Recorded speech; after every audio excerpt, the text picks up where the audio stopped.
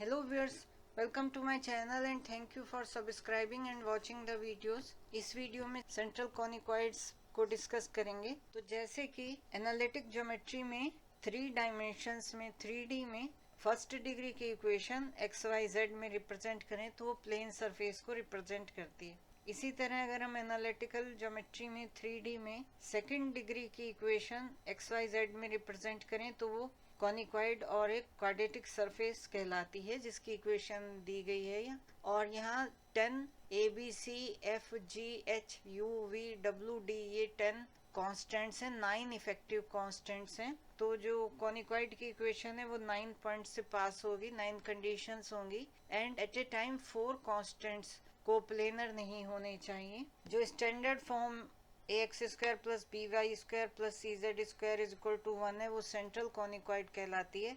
Confocal कॉनिकॉइड्स भी हम करेंगे और कन्फोकल कॉनिकॉइड्स की डेफिनेशन होती है, ये वो कॉनिकॉइड्स होते हैं जिनका प्रिंसिपल सेक्शन का सेम फोसाई होता है, जिसके प्रिंसिपल सेक्शंस का सेम फोसाई होता है एंड वो कन्फोकल कॉनिकॉइड्स कहलाते हैं। और दूसरे शब्दों में conicoids whose principal sections are confocal conics are called confocal conicoids। So ये एक स्पेसिफिक केस होता है कॉनिकॉइड्स का जिसमें कि प्रिंसिपल सेक्शंस का सेम फोसाई होता है। इसको हम लेटर ऑन डिस्कस करेंगे। सेंट्रल कॉनिकॉइड्स के बाद पैराबोलॉइड डिस्कस करेंगे। चेंज ऑफ एक्सेस या ट्रांसफॉर्मेशन ऑफ एक्सेस को अप्लाई करके हम इस इक्वेशन को फॉलोइंग फॉर्म्स में रिड्यूस कर सकते हैं। So just to know what kind of forms may be there, आइए हम देखते हैं। फर्स्ट है X square upon A square plus Y square upon B square plus Z square upon C square is equal to 1 ellipsoid. इसी में अगर -1 हो गया राइट हैंड साइड में तो इमेजिनरी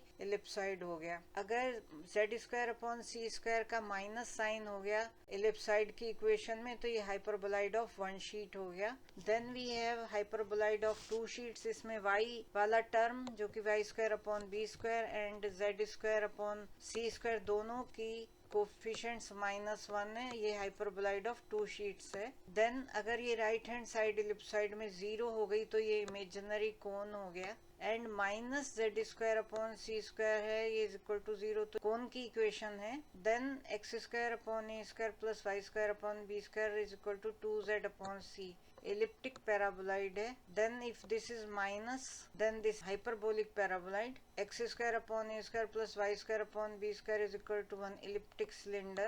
then minus अगर यहाँ पर हो गया rest is same hyperbolic cylinder is equal to -1 है तो imaginary cylinder minus and is equal to 0, ये pair of intersecting planes। then x square upon a square plus y square upon b square is equal to 0, pair of imaginary planes। y square is equal to 4ax parabolic cylinder. जब हम parabola की बात कहते हैं तो इसका मतलब वो एक 2D फिगर है और प्लेन में ले तो सेक्शन है, कोनिक सेक्शन है। कोनिक सेक्शंस को भी अभी थोड़ा सा रिवाइज कर लेते हैं नेक्स्ट स्लाइड्स में, just to understand what is conic section. जब उसे रिवॉल्व कर देंगे तो हमारी फिगर बन जाएगी, जैसे कि पैराबोला को अगर हम रिवॉल्व कर दें तो पैराबोलाइड बन जाएगा, या इलिप्स को रिवॉल्व कर दें तो वो इलिप्साइड की फॉर्म हो जाएगी। y square is equal to a square is 2 real parallel planes and minus a square हो गया तो 2 imaginary planes. y square is equal to z 2 coincident planes. After paraboloids हम the plane sections of conicoids को भी discuss करेंगे जो कि 11th में पढ़ लिए गए हैं। यहाँ पर ये एक जनरेटर है, ये एक लाइन है straight line, this line is fixed, इसे L से डिनोट किया गया, ये सेम 11th का है। दिस एंगल इज अल्फा, ये वर्टेक्स V से हम कहते हैं। अब इस लाइन जो कि M लाइन है इसे अगर हम ऐसे रिवॉल्व करें कि ये एंगल अल्फा सेम रहे, फिक्स रहे, तो इस तरह की फिगर बन जाएगी जो कि डबल नेब्ड राइट सर्कुलर हॉलो है, हॉलो कोन। तो ये भी एक कोन की है, कोन है, ये भी एक कोन है एंड ये राइट सर्कुलर हॉलो कोन है डबल नेब्ड। ये अपर नेपे कहलाएगा, ये lower nappe. Generator M, vertex V, alpha जो है एंगल है, एक्सेस L। अगर हम एक प्लेन से इसे कट करें, जैसे कि एक स्ट्रेट लाइन है, इसने इसे 2 पॉइंट पर कट किया, और अगर हम इसकी शेप्स देखें तो जब ये एंगल बीटा, ये अल्फा एंगल ये है जो कि जनरेटर बना रहा है, और ये बीटा एंगल इस लाइन का angle with the x axis, तो जब ये एंगल 90 डिग्री हो जाए, मतलब ये लाइन स्ट्रेट ऐसे हो गई, तो ये फिगर यहाँ पर बन गई और ये सर्कल हमें ऑब्टेन हो जाएगा। तो ये कोनिक सेक्शन है जो कि सर्कल हो गया। अगर ये अल्फा तो बीटा से कम है, alpha is less than beta और बीटा 90 डिग्री से लेस है, तो जो फॉर्म होगी वो इलिप्स की फॉर्म है। ये जो टिल्टेड है थोड़ा plane, this plane is tilted, alpha is less than beta and beta is less than 90। Third case में हमें मिलेगा पैराबोला जबकि beta is equal to alpha हो जाए। उस केस में ये लाइन जो है एक्सिस से एंगल बना रही है beta and this is equal to this alpha, तब ये जो हमें मिला दिस इज पैराबोला। एंड जब 0 is less than equal to beta means negative हो गया। अभी तक हम सिर्फ एक पोर्शन को ये देख रहे थे, डबल नेपे था, अपर नेपे को देख रहे हैं या लोअर नेपे में भी सेम सिचुएशन होगी। अगर हम दोनों में देखें, the plane cuts through both the napes and the curves of intersection is hyperbola. तो यहाँ पर आप ये देखें, ये एंगल पर जो कंडीशन है, एंगल की कंडीशन है कि 0 is less than equal to beta means ये पॉजिटिव है and beta is less than alpha. So some angle is there, it's not that it is not there or negative है, so this angle is there and this is less than alpha, alpha is बड़ा है alpha beta. तो उस case में ये blue line आपको दिखा रही है कि एक ये पोर्शन है हाइपरबोला का और second is this, so this whole figure makes hyperbola. So ये सेक्शंस हमें मिल जाएंगे, इन्हीं को अगर हम रिवॉल्व करते हैं हम तो हमें 3D फिगर्स मिल जाती हैं जो कि कॉन्काइड्स हैं। जब प्लेन जो है वर्टेक्स को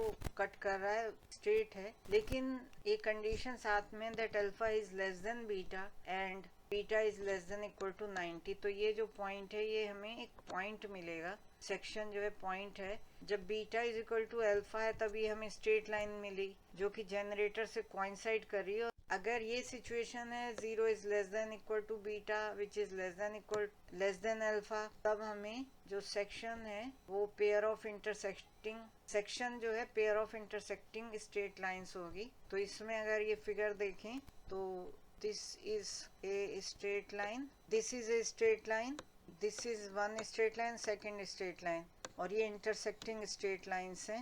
Similarly यहाँ पर जो है one is this, another is lying on x-axis, second line। तो इस केस में 0 is equal to beta is less than alpha, तो बीटा 0 होने पर वो एक्सेस पर ही लाई कर गई लाइन एंड बीटा अल्फा से कम होने पर एक लाइन हमें ये ऑब्टेन हुई। जब बीटा 0 से कम है उस केस में बीटा 0 से बड़ा है, beta is greater than 0, then we have some angle here and therefore we got this line and which is less than alpha, so alpha is this much which is giving us this line।